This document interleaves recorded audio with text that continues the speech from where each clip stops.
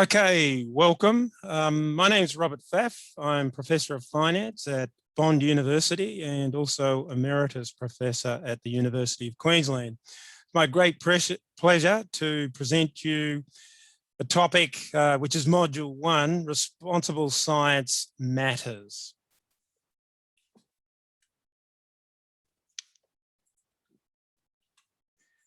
So, in terms of the agenda for today, there are basically three basic topics.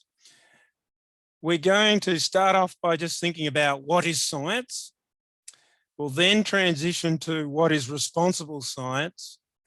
And then we'll come to the main theme of the talk, which is around responsible science matters. And I guess this is a way of saying, well, what are the issues that we need to be aware of around responsible science? So let's start with the first objective, which is to think about what is science.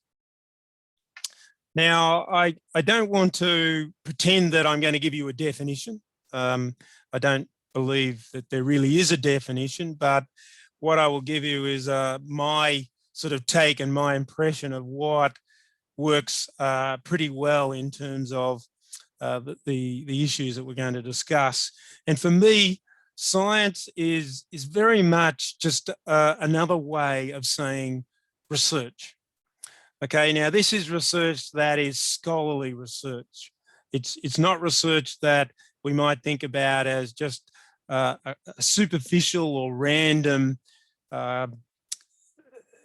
sort of Google search around what can we find on a topic. It's actually a very rigorous and very systematic approach to delivering knowledge.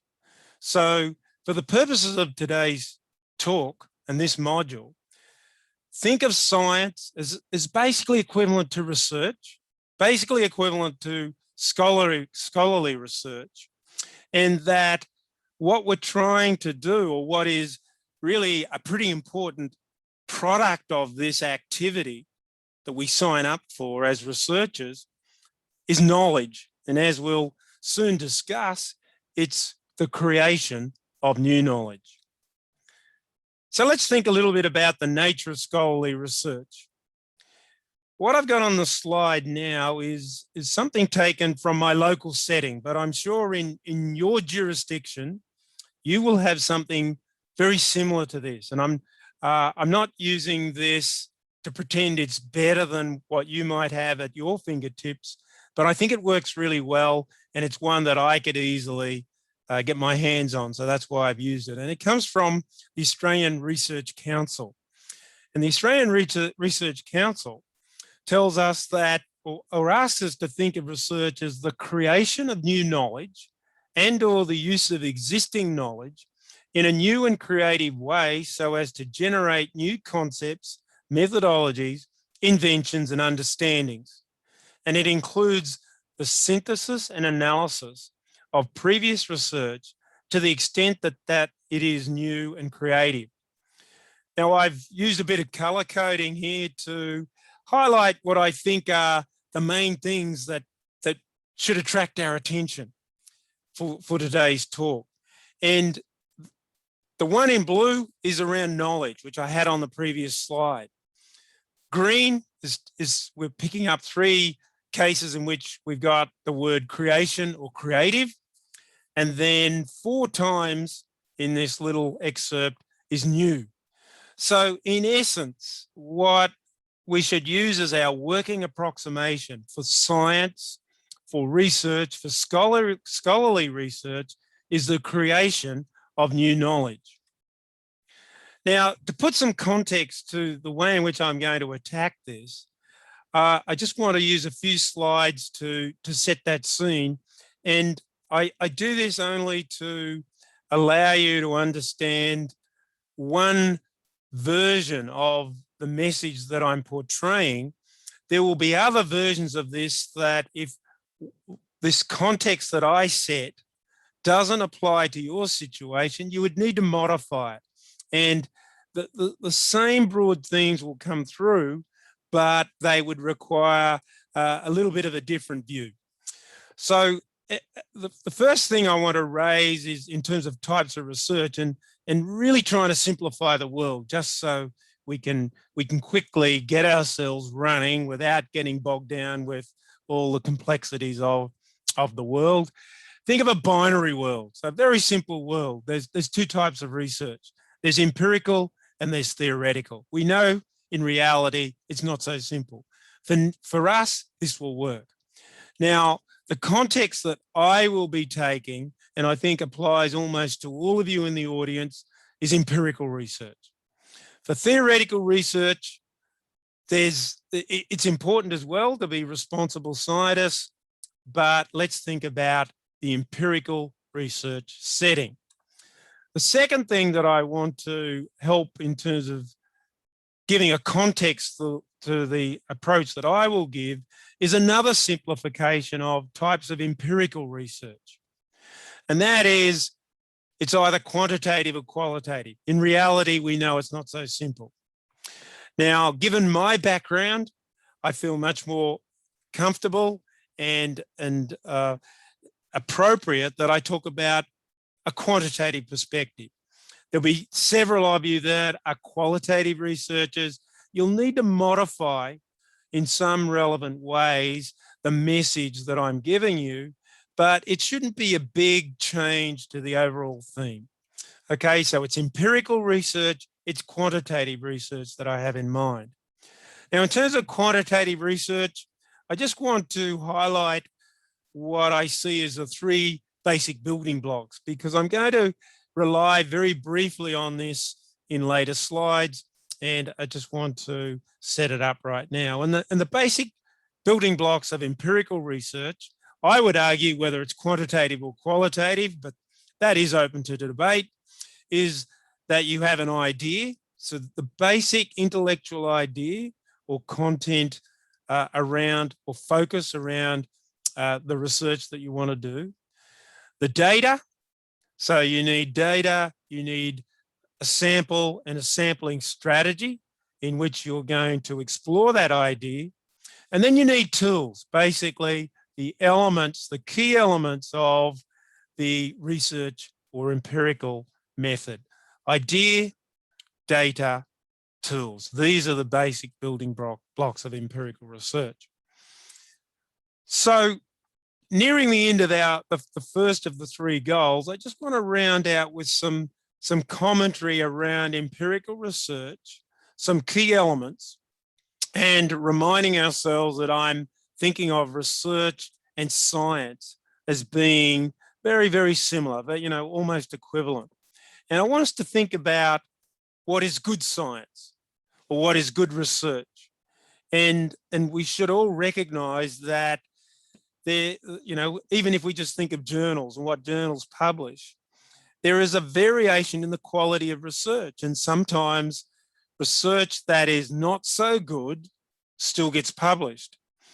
Research that doesn't get published may still be good, but we would suspect that research that often does not get published is not good science, is not good research. So here are some suggestions or things that I would put in your mind to think about in terms of what is good science. So the first one, good science is objective and open-minded. So passion is often stated or identified as something very important around science or research. It should be, in my view, directed at the question.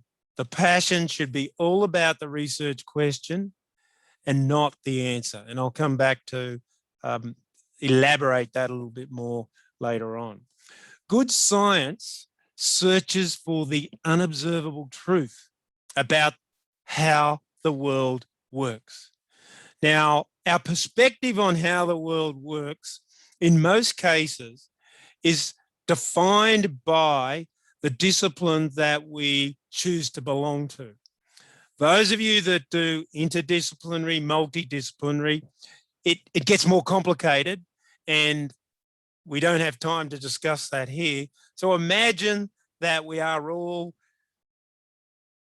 identifying ourselves to a particular discipline. And we want to answer research questions that researchers and scholars in that discipline deem to be important. Now, we never know the truth. And this is the whole part of, this is the whole attraction of research. Even when we do analysis, we have some evidence that hopefully gets us closer to the truth, but we never know the truth. If at any stage we feel we know the truth, we need a reality check. I think that's telling us we're not doing something that's research. It's not science. And because it's unobservable, that's the real challenge to us. If it was observable, then it's just a matter of assembling some facts. That would not be research. The third arrow there, good science recognizes that the world is unbelievably complex. And for novice researchers, this can be incredibly difficult to come to terms with, because particularly early on in the journey, the temptation is to bring everything in, to complicate everything. We recognize the world's complex, and we feel we're not doing a good job unless we have it all in there. And it all has to be accommodated, but it has to be done in a smart way so that we can see our way through to deliver something that tells us about how the world works, about how to create knowledge. It's unbelievably complex. We have to see our way through that. Good science is informed by theory. Okay, pretty much every field of research will have theory in some shape or another. With qualitative, it's a bit trickier. That I'm outside my comfort zone, so those in qualitative will know how you go about dealing with theory. It's clearly very important. For quantitative, it often will boil down to whether you are fundamentally interested in identifying a causal relationship, or whether you are just happy enough to think in terms of associations or correlations. Okay, so the causality versus correlation issue is very important. And irrespective of where we land in that spectrum, theory is at the heart of it and should be at the heart of it. Good science recognizes that the theory and the models related to the theory are necessarily simplifications or abstractions of reality. And so I'm now circling back to a couple of points above where, we made the point the world is unbelievably complex. But unless we can see a way through to simplifying that complexity in a way that doesn't undermine the analysis, the research that we're doing, unless we can see our way through, we're going to have a very, very difficult time delivering knowledge to our colleagues in our research discipline. So good science is often framed around tests of falsifiable hypotheses, okay, the H-naughts, if you like. Now, clearly, I've got a quantitative approach in mind here. And we, in quantitative fields, we would get nervous where a researcher sets up a purported hypothesis, but somehow we feel it's not really falsifiable. We need to let the data tell us as best we can and objectively as we can, how does the world work?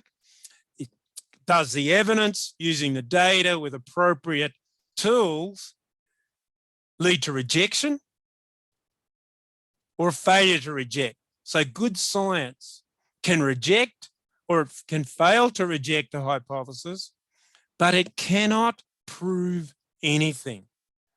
Okay, and I know the word prove does get used by novice researchers, by PhD students, and we all use it, but I think we tend to be lax when we use it, because bottom line, in the zone, in the area that we choose to inhabit, we cannot prove anything.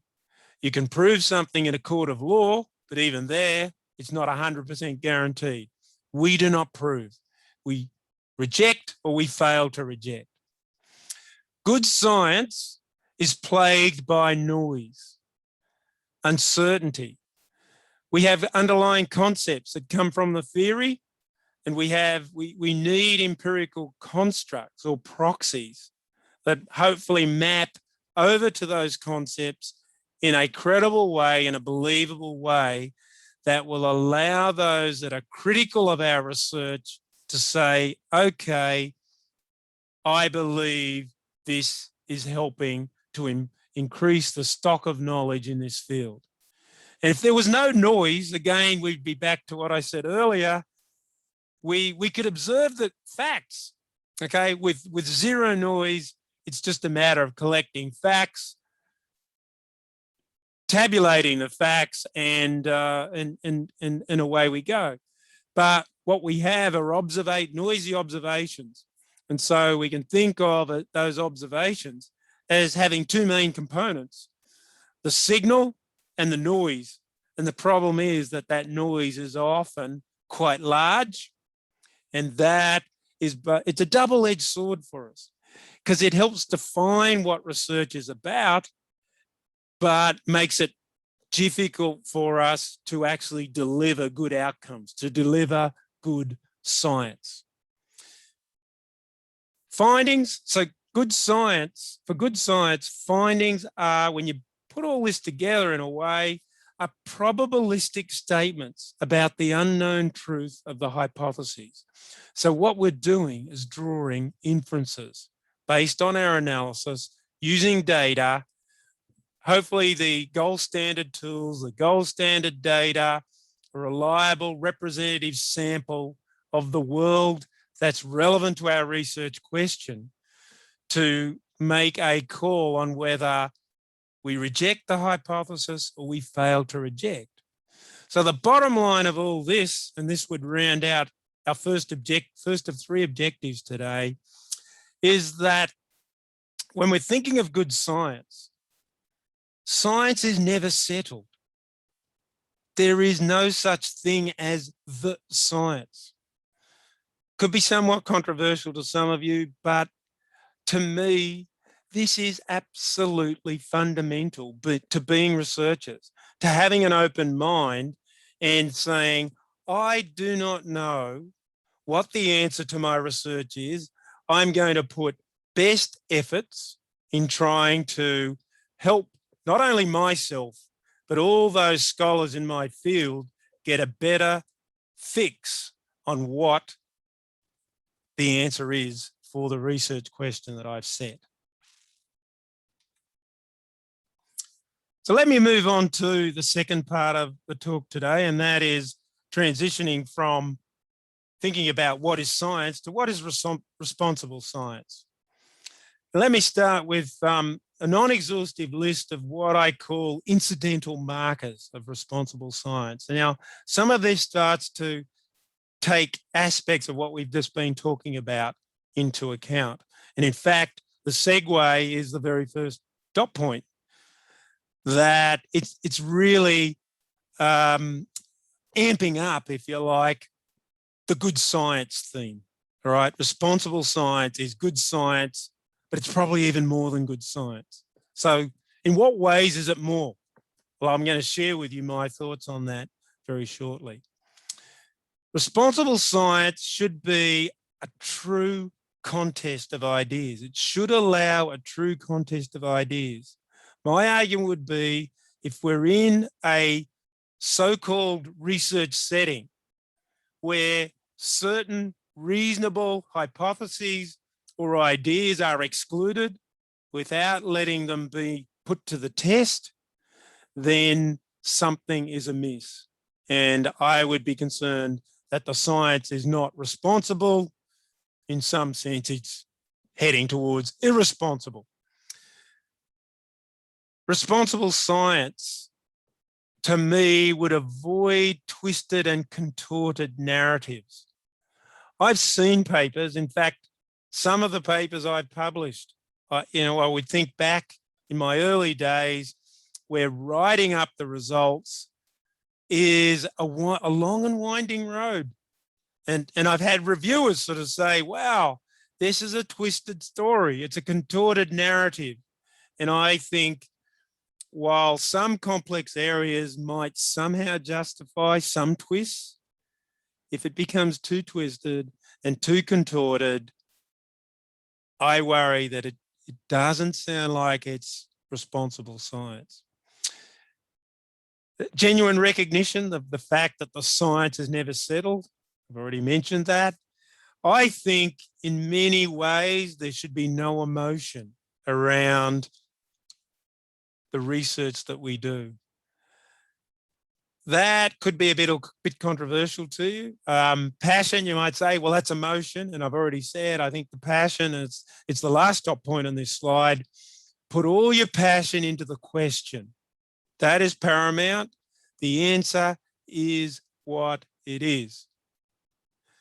There should be no bullying or no feeling that someone's bullying you into a particular outcome, a particular way of doing things, that you should follow the way, the gold standard way, and do things objectively.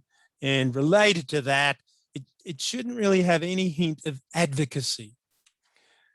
Now, there's many ways of putting a background to where I come from in terms of my thinking on responsible science. I point to one important influence on this slide.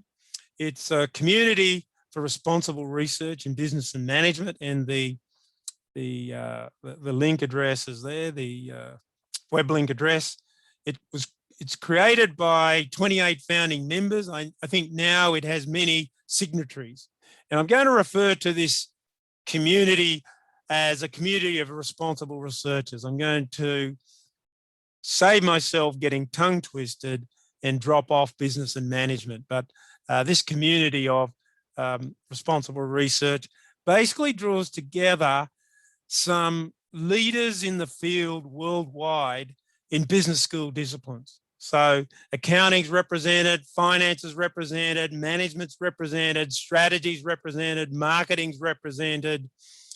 And these scholars have got together to say, hey, there might be something that's a bit wrong, a bit amiss in our world of research. Maybe we need to recognize that, have awareness of it, and think about possible solutions.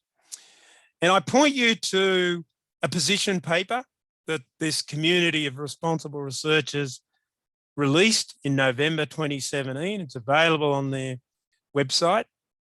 And in this document, they set out a 2030 vision. And the 2030 vision I've quoted here, and let me just read to you what this vision is. Of a future in which business schools and scholars worldwide have successfully transformed their research towards responsible science, producing useful and credible knowledge that addresses problems important to business and society. Okay, now they're really giving a marker there to two key dimensions that they see fundamental to responsible science. That the research that's produced is useful and that the research that's produced is credible.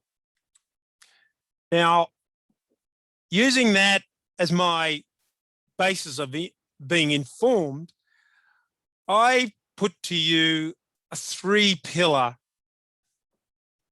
way of thinking of responsible science. And the first two pillars essentially are just echoing what we just seen in that vision. Okay, pillar one is about credible research. And that's where our bread and butter has traditionally been.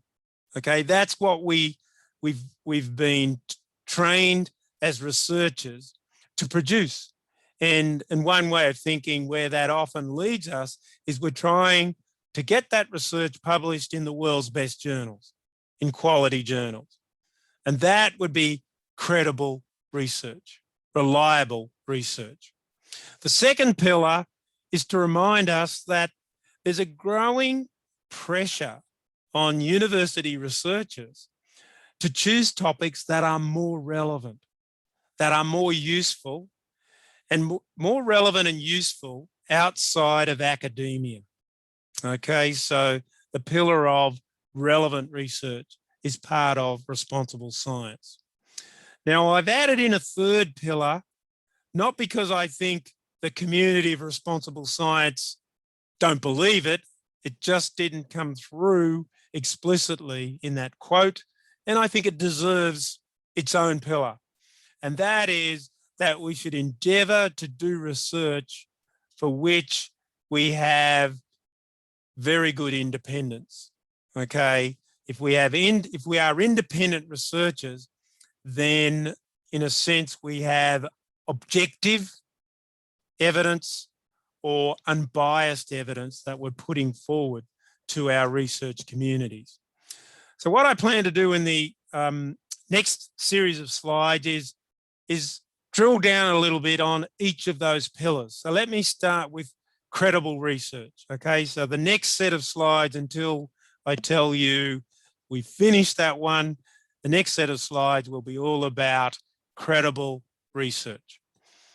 So think of credible research in terms of what we're trying to produce as far as knowledge. We're trying to produce reliable knowledge. And the community of responsible researchers have, in that position paper, identified 7 principles. And on this slide, I've given you 3 of those principles that relate to credible research or reliable knowledge. So these, in their order, as far as a position paper, are principles 4, 5, and 6. So 4 is valuing both basic and applied contributions. 5 is valuing plurality and multidisciplinary collaboration. And number 6 is sound methodology.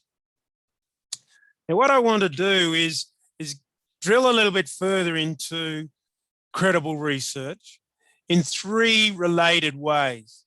So what I think is quite useful and instructive is to think of the endeavor of doing research as having 3 phases. There's inputs, which in my mind is all about the planning phase. There's the process of doing research, and then there's outputs. So I want us to think about responsible science in the guise of credible research from an inputs point of view, first of all, then a process point of view, and then an outputs point of view. So let's think about the inputs point of view. So the way I'd like to present this is it's effectively a 2x2 matrix. So let me explain the matrix and then let me tell you about there's 4 cells of interest here. So across horizontally, we are thinking about whether we plan our research and planning it front end. And so it's really what a plan should be. So you sit down and whatever the endeavor is, you plan it before you do anything. All right, so do we have careful plans at the front? And so really simplify the world, it's just yes, no. Okay, the world is much more complex than this, but this will do us. So yes is green because green is good, and no is not green. It's it's orange. Okay, so front end careful plans, yes, no. We have those 2 columns. Let's have a look at the vertical side. Here, I want us to think about a researcher's personal research goal. And again, keep it really simple. It's just a dichotomous world. There's the scenario that your personal research goal is finding the truth. And remember, truth needs to be in quotes because we can never observe the truth. And that's in green. And you're probably thinking, well, of course, that's what we do. We all want to find the truth. But there's another scenario that, at least observing as a spectator on what some researchers do, I put it to you that this second scenario is a reasonable hypothesis. What's happening? Playing a game. Okay, so is your personal research goal to find the truth, or is your personal research goal to play a game? So we have a 2 by 2. And so we have 4 cells. And if we get the intersection of the two green ones, so yes, we have careful front-end plans. Remember, we're at the inputs perspective of credible research. We have credible front-end plans, and our goal is to find the truth. Then what I'm suggesting to you is if we land in that cell, and that's where I think we should land, we've got a chance of doing responsible science. It's not a guarantee, but at least from an inputs perspective, that is where we should be landing if we want to be responsible scientists. If we land elsewhere, then we're not there. And I've just given some indicative labels here. We don't need to dwell on these. These are not really meant to be taken too seriously. But if we don't have front-end careful plans, but we're still interested in finding the truth, so we're just naive noisemakers. So we don't really plan things out. We're really dead keen to find the truth, and it's a haphazard journey. What about we do have front-end career plans, but we're playing a game? Then it's probably a bit like strategic opportunism. And then the worst of both cases is some sort of opportunism. But the really important point of this slide is, from an inputs point of view, we want to be in that first cell, the top left-hand cell, because that's where responsible science will be. Let's move to process, the process of research, actually doing the research, and characterize that again in a 2 by 2 matrix, thinking about credible research.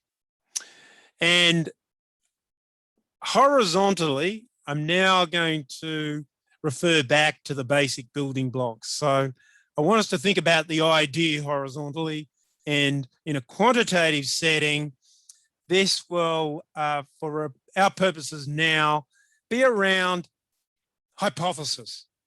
What is our hypothesis? What is our philosophy about coming up with a hypothesis linked to the idea? Again, simplifying the world. Ex ante, which is green, and green's good. So it's suggesting that's what we should be doing. We should be hypothesizing up front based on the theory that we've identified relevant to this research question. But the other scenario is, no, we do it ex post. So after we've seen the data, we've done some analysis, we change the hypothesis. So ex ante, ex post, around the idea or hypothesis. What about vertically? Well, here are the other 2 basic building blocks, the data and the tools. And again, the simple dichotomy is, do we view these in terms of the process ex ante or ex post? And what I mean by ex ante is that we've planned how we're going to collect the data. We've planned how we're going to do the analysis as much as we can. It's all front-ended, and we execute those plans. So that's all before the fact, ex ante. The other scenario is, in terms of data and tools, we do it after the fact. We sort of start doing some analysis, we get some data, we see what's happening, we go, oh no, we might get some more data, or we might filter a bit differently, we might change the tools a bit, we might make this assumption with the regression or difference in difference or whatever the technique, after we've done some analysis. So ex ante and ex post. Now, what my argument is, in terms of the intersection of these 2 dimensions, we should strive to be in the intersection of the ex ante for both. So we should have a hypothesis or hypotheses that we've thought about seriously up front before we look at the data. We should have a method, we should have data and sampling that we've thought through before, and then go through and execute it. So ex ante. And so the intersection of those two ex ante pieces lands us in the zone of responsible science. If we're outside of that intersection, we're doing something that's not responsible science. And there are some, well, in two cases, well-known labels, and I've created for the intersection of these a new label. But let's talk about the well-known labels. So let's hold fixed that we've got an ex ante hypothesis. So we're in the first column of the two columns. But instead of going ex ante testing, we do ex post.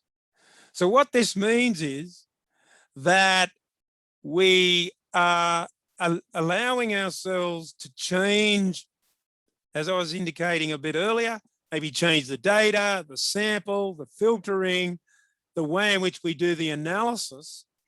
And the label that this has been given for quite a while now in the literature is p-hacking.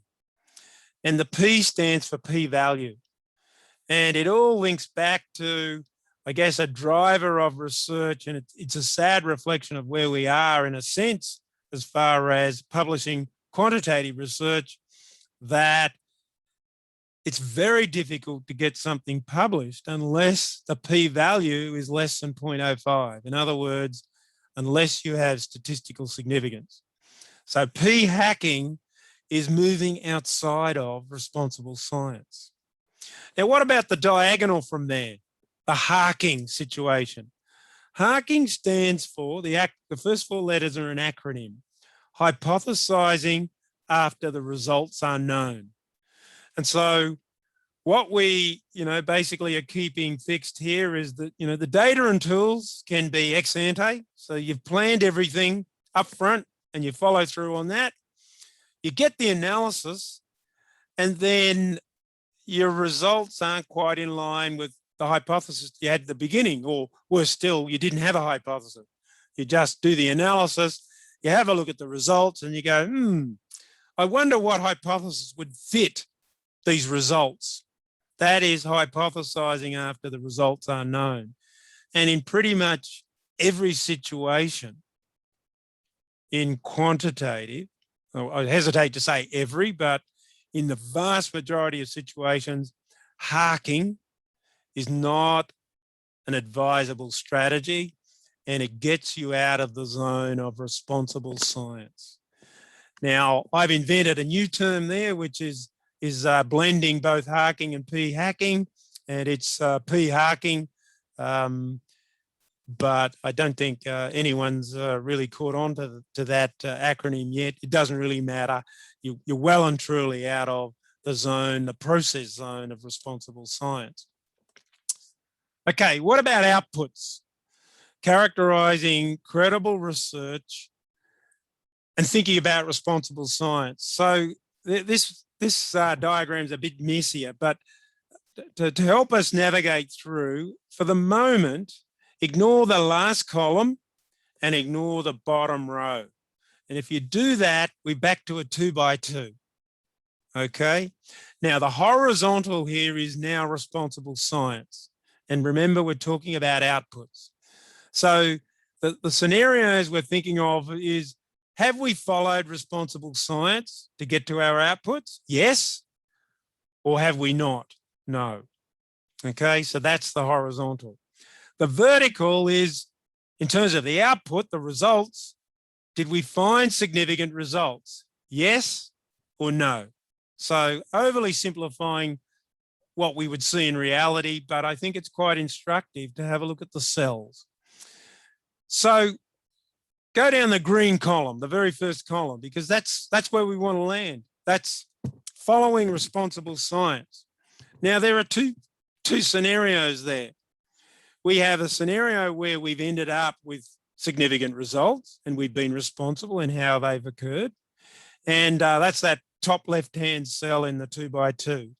And I've labeled that, it was a good idea and it works. And that's when we get, it was super excited. right? It was a good idea. It works. And we followed responsible science principles to get there. What about the cell below it? It's also green. It was a good idea. We followed responsible science, but we got insignificant results. So in the sense of statistical significance, it didn't work. But in a way, that's the wrong way of viewing it. In terms of increasing the knowledge of how the world works in our area, it did work. It just wasn't statistically significant. So we should be in that green column. What about the red column? So we don't follow responsible science.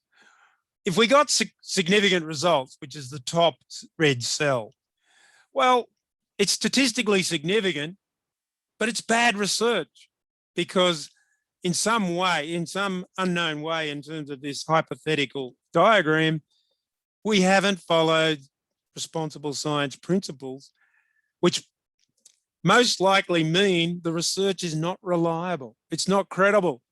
It's bad research, even though it's statistically significant. The cell below that, in a sense, is even worse. We don't follow responsible science and we get statistically insignificant results. And I've just labeled that dumb research, okay? Now, that's all well and good. We should aim for the green column, following responsible science. But let's think now of the two additional parts to this diagram. We've got the far right column and the bottom row. So let's look at the bottom row, which asks the question, no, we'll go to the far right column. Ask the question, does this get published? And for the first row, because it's statistically significant, the broad answer I give is yes. Now, the problem is there's two types of research that are being published. There's the good idea that works and there's the bad research. And as students of science and research in our field, we have to be aware that that's what we read in journals. We'd like to think most of it is good idea that works, but we have to be open and aware that there might be some bad research that has statistically significant results and it ends up being published. What about the second row? So no significant results. Does it get published? Well, good idea that doesn't work, probably not. Very rare that you would get that published. Dumb research doesn't get published, and thank goodness for that. Now, what about the bottom row? Should this get published? Well, in terms of the green column, regardless of whether there's statistically significant results or not, hopefully you all agree that our research community deserves to know. We need to know, even good ideas that don't work. If they are good ideas, and we've defined them to be in that column, then we need to know what doesn't work. And it should be published, but it's not currently published. So there's a problem, I would put it to you, in terms of the state of play in terms of the way publications and journals are operated. In terms of the red column, responsible science, no. Should this get published? Definitely no. Okay, let's move on to relevant research. And I don't want to dwell on this too much for this particular module, not because it's unimportant, it's just because it sort of takes care of itself in terms of thinking of real world problems and issues that are beyond esoteric academic issues that we tend to get bogged down in our different fields.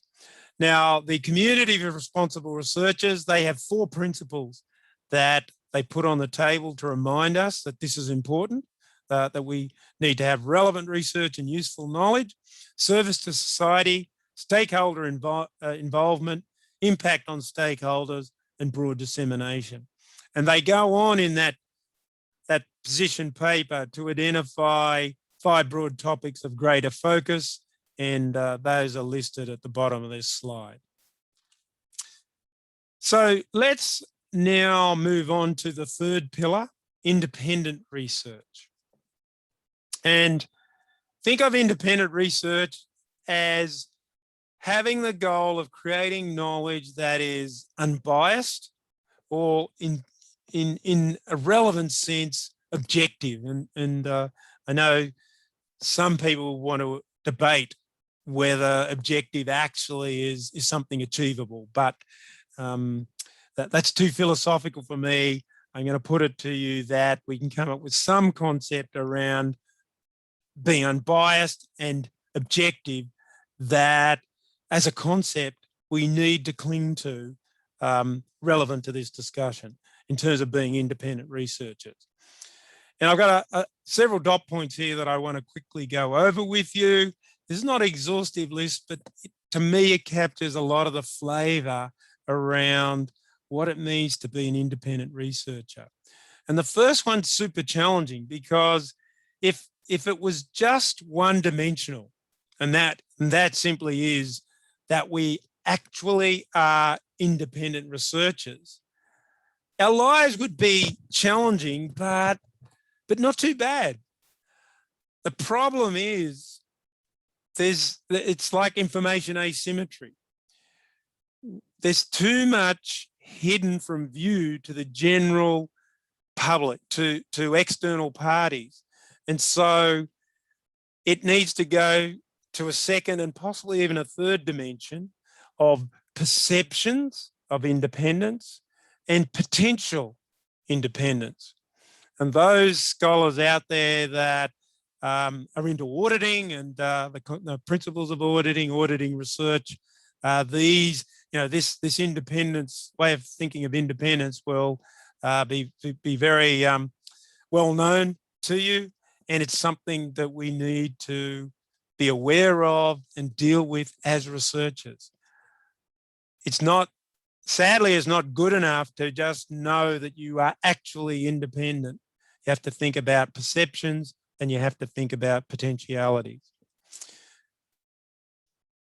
Personal independence is really important, and one has to make a call, and an objective call, and maybe even get advice about whether what they're doing is somehow being mixed up with their personal views, personal values, personal value system, and what you might even refer to as faith.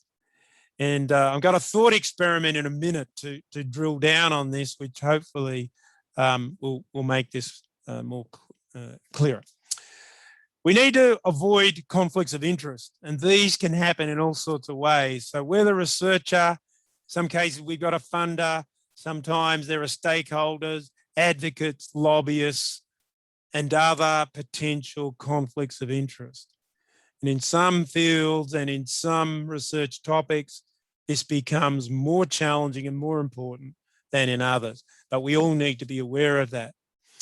Come back to true contest of ideas. So we just need to remind ourselves we cannot allow ourselves to become rigidly involved or captured by a particular way of thinking. It's about the research question, and the results, the findings will take care of themselves.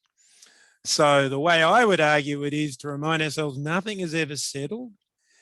Incontestable truths do not exist. So, if we trip on any of those dot points, I start to worry about whether what we're doing is research. It may be super important. It may be super energizing, and we may have a lot of enthusiasm, but is it research? So we cannot know the answer before we start the analysis. And if it's not research, it's not reliable and it's not useful. So here's the thought experiment that I alluded to before. So try this thought experiment out. There's 3 steps. And it's all very abstract, but you could, substitute in particular things that make sense for your research area. So just imagine an unknown hypothetical research question, which we'll label X, okay, research question X, for which you truly don't know the answer. That's step one of the thought experiment. Step two, hypothetically speculate the full set of possible answers, and we'll just label them very cryptically. So answer one is A1, A2, A3, through to whatever. Now, I've portrayed this as discrete answers, but we know in reality it's probably a continuous spectrum. But hopefully you get the gist of what I'm saying here. So there's a research question X, you don't know the answer, and you just think, well, there are all these possible answers, which we're labeling A1, A2. Step three, can that research question X lead to responsible science if some of the A's, so let's say it's A2, A3, whatever, if some of those A's fundamentally undermine your core worldview, your beliefs in the way the world works, and your values? Now, to me, that is a rhetorical question, because you might come back and say, well, you said, can it? And yes, it can. But I would put to you, if in this thought experiment, you were not comfortable with every single possible outcome, then you do not choose that as your area of research or research question. You can choose it as something else. It could be your hobby. It could be your area of advocacy. It could be whatever. It could be your faith. But to me, it will put serious concerns around your personal independence, your perceived independence, and your potential independence. So just trying to round the independence issue up a little bit, I sort of think of it as, in terms of a metaphor, as a tug of war between passion versus objectivity. And that if you think of responsible science as sort of in the mix, that when you talk about passion, and I guess I'm coming back to this theme because I really think it's terribly important. Passion is something that all researchers need. And to me, the passion should be all about the question. So if you choose a question that you're passionate about and you want to know the answer and you don't currently know the answer, and there should be very little passion. I mean, ideally, you should be totally neutral about the answer. And if you're not totally neutral about the answer, I think that's when the red lights flash and the warning bells ring.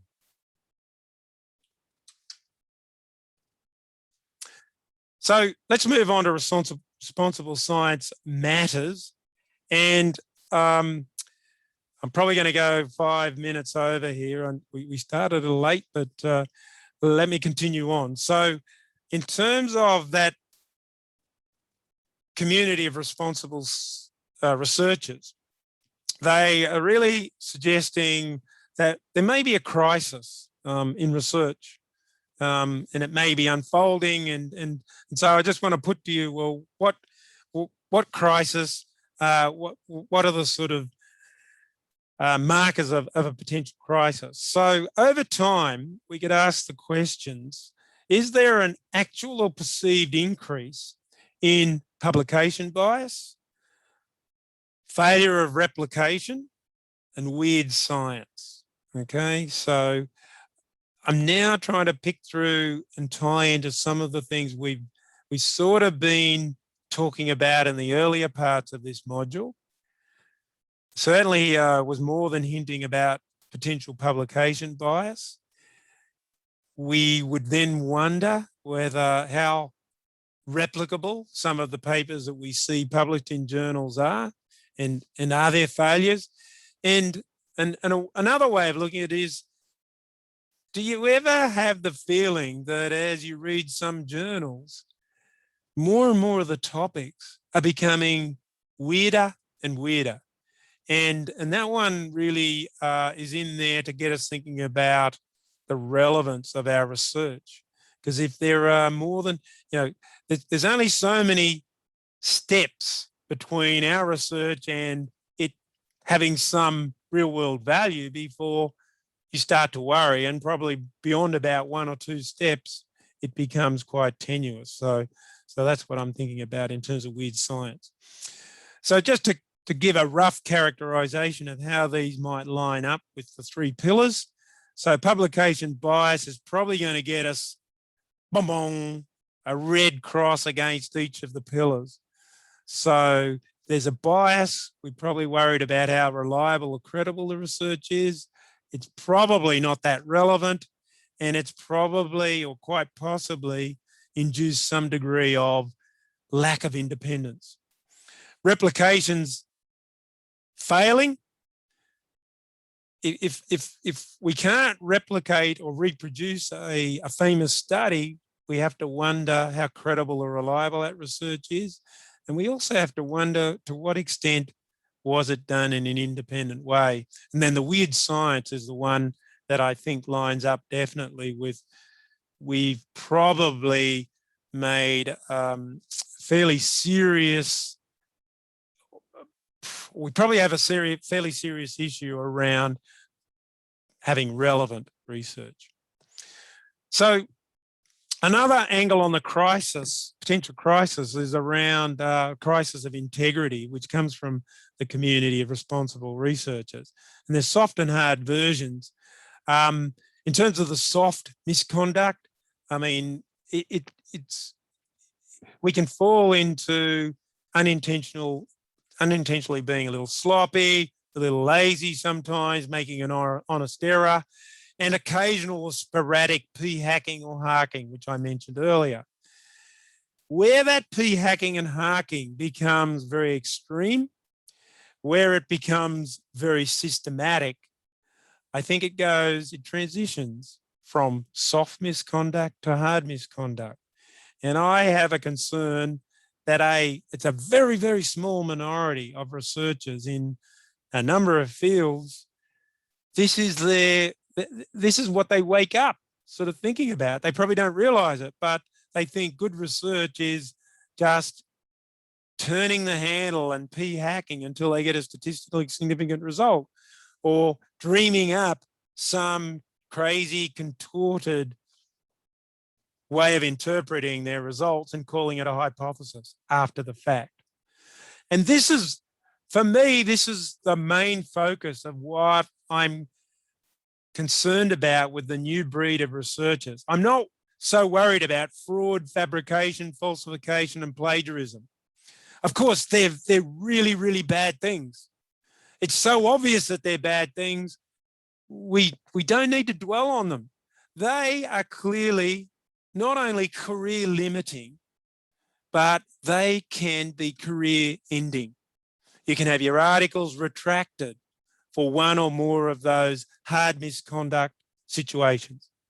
So they're on the table and they don't really need to be discussed anymore. But for me, the transition between a soft misconduct to a hard misconduct around these practices of p-hacking and harking is where we can make a difference. And that's what I'd like to stress very importantly.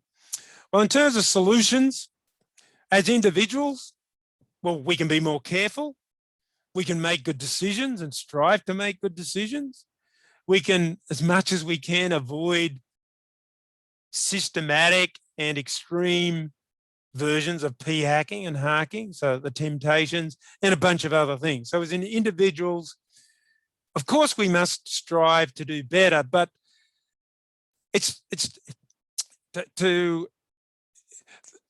think the argument that comes through the community of responsible researchers, which I largely subscribe to, and I don't necessarily agree with everything that they say and to the same extent, but I'm on board for this, that it's a systemic problem.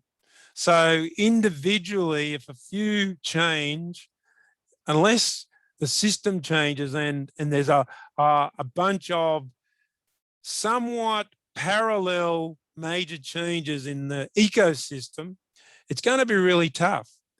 And it's for reasons like the unit of currency is still the journal article. There's a small set of elite journals in all disciplines, and those elite journals still guard publication as much as they ever did when journals were in paper and physical. So there's still a bottleneck there. We have reputation that's, I think, there's nothing wrong with reputation, but when you have metrics and you measure things, there's plenty of studies out there that say as soon as you start measuring something, it can induce bad behavior and bad incentives and bad outcomes. And I think mixed with all of this, we can have a self-fulfilling prophecy that is sort of like a spiral. And if we think that we're in this situation that's somewhat of an equilibrium, so it's sort of steady state. I mean, it might change a little bit. Changing that equilibrium is pretty difficult. And if you think about visionary deans or visionary editors or visionary researchers, the isolated action requires, it's almost like being a hero. And what do you risk? In each of those situations, you risk reputation. And for us as researchers, reputation is like super duper important. So you've got to risk that. The visionary dean's got to risk the business school reputation if they want to break some of these sort of constraints.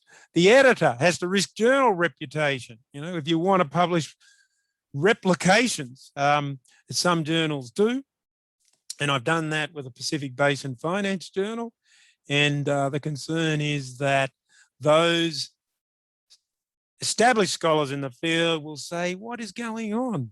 You can't publish replications. The thing is, they're important.